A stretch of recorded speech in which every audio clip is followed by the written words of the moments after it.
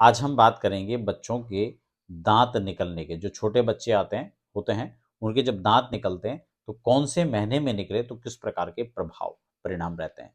प्रत्येक महीने के हिसाब से हम लोग बात करेंगे और इसको समझने का प्रयास करेंगे कि कब कौन से दांत आने चाहिए, नीचे के पहले अच्छे रहते हैं या ऊपर के, या अतिरिक्त कुछ ऐसे महीने में दांत निकलते हैं जब अशुभ अनिष्टकारी होता है, तब क्या उपाय करना चाहिए।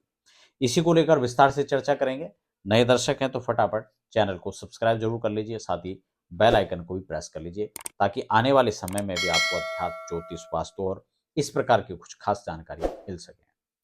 तो मित्रों, यहाँ पर सबसे पहले समझ लेते हैं कि अगर बच्चे के जो दांत हैं अगर वो जन्म से ही निकले हुए हैं तो इसको बिल्कुल भी शुभ नहीं माना जाता है। यानी अक्सर तो ऐसा होता नहीं है, लेकिन बहुत कम परिस्थितियों में ऐसा होता है जब बच्चे के जन्म से ही दांत निकले होते हैं, तो ये शुभ नहीं होता है। ये आयु के लिए, खुद के लिए कष्टकारी सिद्ध होता है। अगर प्रथम महीने में आए तो यह भी उसके आयु के लिए अच्छा नहीं माना जाता, अरिष्टकारी माना जाता है। अगर दूसरे मास में दांत निकलते हैं तो यहाँ पर स्पष्ट लिखा हुआ है कि भाई के लिए खराब होता है। तीसरे महीने में निकले तो ये बहन के लिए खराब माना जाता है, और चौथे मास में निकले तो माता के लिए यह कष्टकारी माना जाता है। जबकि पांचवें मास में ये बड़े भाई के लिए अनिष्टकारी यहाँ पर माना जाता है, और छठे मास में अगर दांत निकले तो अत्यंत सुख माना जाता है, अच्छा माना जाता है। सातवें मास में पिता के सुखों में वृद्धि करने वाला होता है, यानी यह अच्छा माना जाता है। ठीक हो गया, सातवें महीने में पिता के लिए सुख।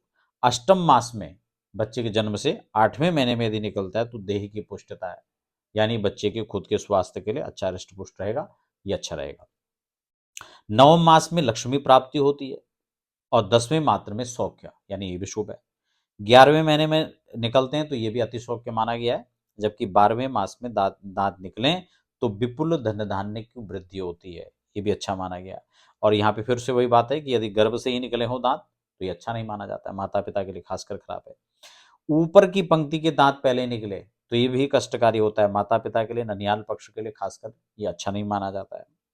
उपरोक्त मास में यदि दांतों की उत्पत्ति की संभावना हो, जो अनिष्टकारी मास है अगर उनमें दांत निकलते हैं तो बच्चे को जो किस प्रकार की हो सकता है, तत्काल में ही कुछ परेशानियां, कुछ लक्षण आपको दिख रहे हो तो बच्चे की जन्म कुंडली को आप दिखा करके और फिर आप परामर्श करके उसको तदनुरूप उपाय की संभावना हो सकती है।